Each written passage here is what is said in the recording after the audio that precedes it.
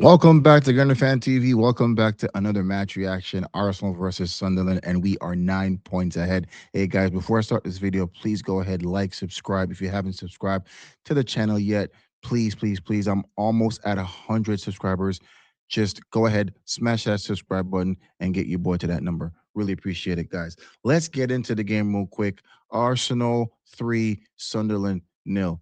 We needed to go out there today and get the 3 points early because City plays tomorrow, and we needed to apply the pressure. And that's exactly what we did today.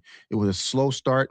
All right. It was frustrating at times the first half. Honestly, didn't really think that we would even score a goal in the first half. But listen, I think it was a wonderful strike by Zubimende, and I think that kind of got some of the pressure off of the players because oftentimes when we are first and we need to go play, and let's be honest. I mean, it even happens sometimes too when we play last.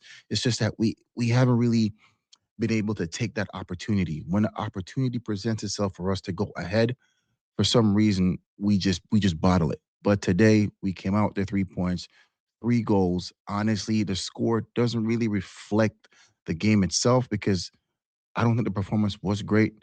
But listen, if we win playing like this, I don't think any Arsenal fan will really care.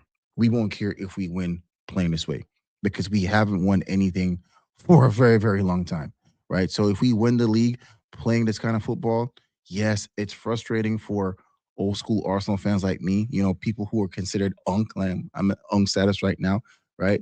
But we're not used to this kind of football from Arsenal. But listen, we're also not used to not having trophies, and we haven't really gotten anything in over 20 years.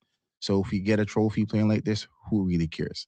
We got the job done, and now it's up to City. Now the pressure is on City for tomorrow playing against Liverpool away at Anfield, right? Liverpool also needs to win. So they're not going to just sit there and allow City to come and roll them over. They need to get into that top four for that Champions League spot. And they're just out of that spot right now. I think they're sixth, right? So you have Chelsea, Manchester United, who Chelsea fifth, Manchester United fourth, and then, of course, Aston Villa, Manchester City, right? So Liverpool, they need to come out tomorrow and they also need to play. So it should be an exciting game. And I'm happy that we're putting them under pressure, right? Because honestly, we've never really been in a position like this where well, yes, we have 10-point lead or I think it was 8 point lead in Ballot, but I feel like in this position, the position that we're in right now, I think the team is better suited to win the league at this position, right? With the team that we have. I feel like defensively, we're back to where we were, right? We haven't conceded today. We didn't the last game we played against Leeds, we didn't concede either. So I feel like defensively, we're back into that position where we were at the start of the season, right? So it's a good look. Defensively, that's what we want to see because a lot of people were saying if we're going to win the league, it's going to be because of the defense. But now we're scoring goals. You know what I'm saying? So the last game, it was four goals. This game, three. So we're starting to score again. All right. So listen, it's a good look. If you want to analyze the game, it wasn't pretty. I mean, I think the best player in the first half was probably Declan Rice. Everybody else was average. I don't think Jesus had a really good game. He was hooked in the second half. Um, and honestly, I wanted to see Gyökeres and Havertz. I didn't mind Havertz starting, but I think the only issue I had at the starting lineup was seeing Jesus instead of Gyökeres. But hey, it worked out because Gyökeres came on and he scored 2 goals. So not much complaints there.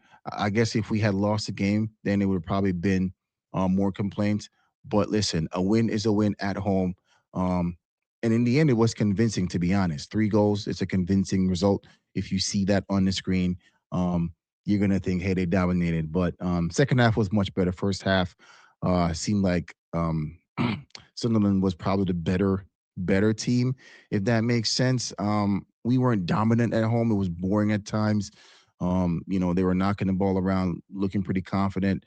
But listen, 3 points, it's 3 points, right? We're getting the job done, and that's important. Midfield again, Zubimendi, solid. And I say every time, um, if your midfield is good, is effective, right? In any game, you stand a better chance of winning. You're not gonna win all the time, but you stand a really good chance of winning if your midfield is really good on the day. Right. And I feel like we were better than them. We weren't great, but on the day our midfield was better than Sunderland's midfield. And eventually that won us the game. Right. So that's what we want to see, consistency in the midfield. Um Kai Havertz today started, set up the second goal for Gyökeres, or Gyökeres' first goal, Arsenal's second goal. Um, he wasn't great, but he was okay. He's still coming back from injury, but I like the link up dynamic between him and Gyökeres. And I wanted to see more of that. I wanted to see that in the start instead of Jesus, but we got a little bit of it in the second half, and it contributed to a goal. And I feel like they have something going on there. There might be a connection there where he's unlocking Gyökeres, right? Good on Martinelli too. Second half, Martinelli came on, looked good. Um, Came in for Madueke, who had a kind of a tough game. Didn't really have much of a good end product. I mean, one or two good crosses in, but overall he wasn't great. But listen, solid performance by the team. We're not going to complain too much. We're 9 points ahead. So as a fan, you don't really want to complain. You could analyze and you could be objective, but today is not the day for it. We just have to continue being consistent and continue winning these games and continue to put pressure on the chasing pack. All right. So today again, Aston Villa lost, dropped points. Right? They drew their game today. So listen, it's a good day. Hopefully, it'll be a good weekend after tomorrow. Liverpool get the job done, and we'll be here again next week saying we're 9 points clear. So I appreciate you guys again. Please like, subscribe, comment, tell me your thoughts on the game, and we'll talk tomorrow again after the result, and hopefully it'll be a wonderful weekend. All right, guys, please be safe, and thank you, and peace.